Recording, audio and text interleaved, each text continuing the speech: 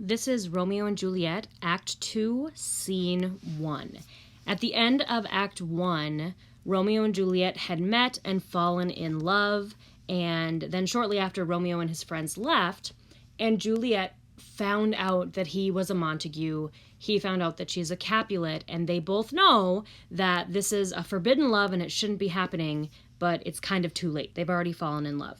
So the act starts out again with another prologue, and it is, again, in the form of a sonnet, so it is just the chorus kind of giving a quick little recap of what's been going on with Romeo and Juliet lately.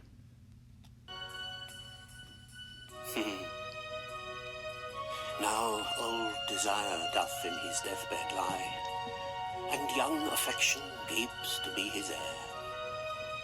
That fair for which love groaned for and would die, with tender Juliet matched, is now not fair. Now Romeo is beloved, and loves again, alike bewitched by the charm of looks. But to his foe supposed he must complain, and she still loves sweet bait from fearful hooks. Being held a foe, he may not have access to breathe such vows as lovers used to swear, and she as much in love, her means much less to meet her new beloved anywhere.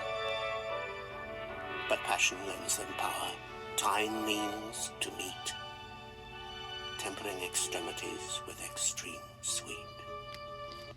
So the chorus is saying, remember that just a couple hours ago, Romeo was madly in love with Rosaline, and now he's completely forgotten about her, and he is instead now in love with Juliet.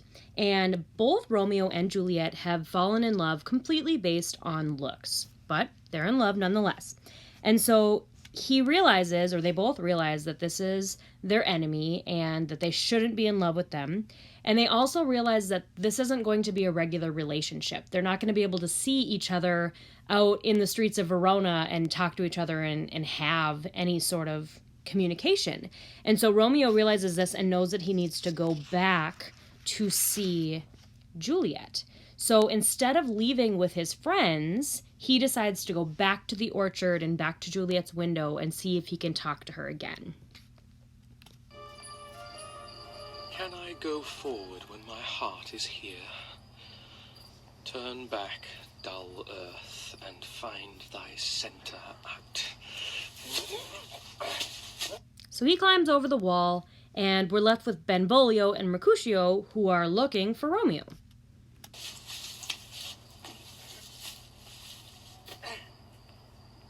Romeo! My cousin Romeo! Romeo! He's wise, and on my life I've stolen him home. Romeo! He ran this way and leapt this orchard wall. Call, good Mercutio. Good day, I'll conjure too. Romeo! Humors! Madman! Passion! Lover!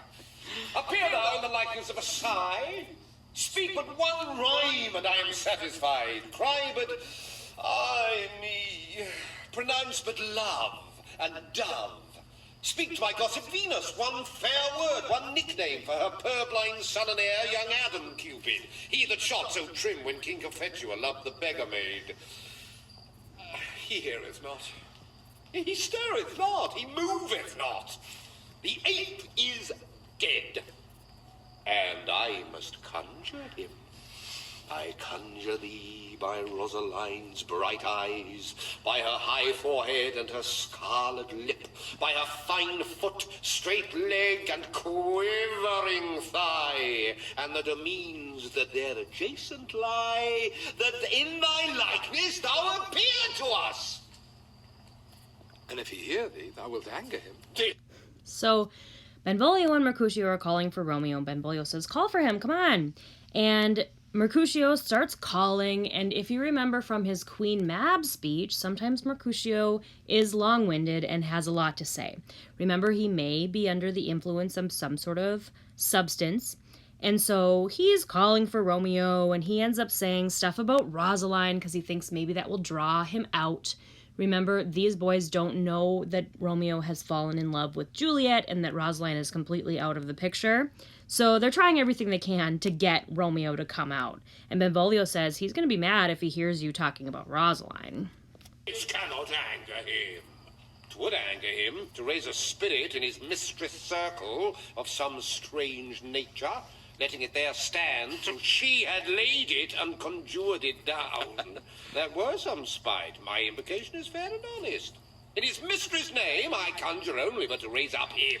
Come, he hath hid himself among these trees to be consorted with the humorous knight. Blind is his love, and best befits the dark. If love be blind, love cannot hit the mark. Now would he sit under a medlar tree and wish his mistress were that kind of fruit as maids call medlars when they laugh alone? Oh, Romeo, that she were, whoa, that she were an open ass, and how a poppering pear. Romeo, good night. Down to my truckle bed. This field bed is too cold for me to sleep. Come, shall we go? Go then, for 'tis in vain to seek him here that means not to be found. So Benvolio and Mercutio call for a little bit longer, and eventually Mercutio says, I'm bored and I'm cold, and let's just go.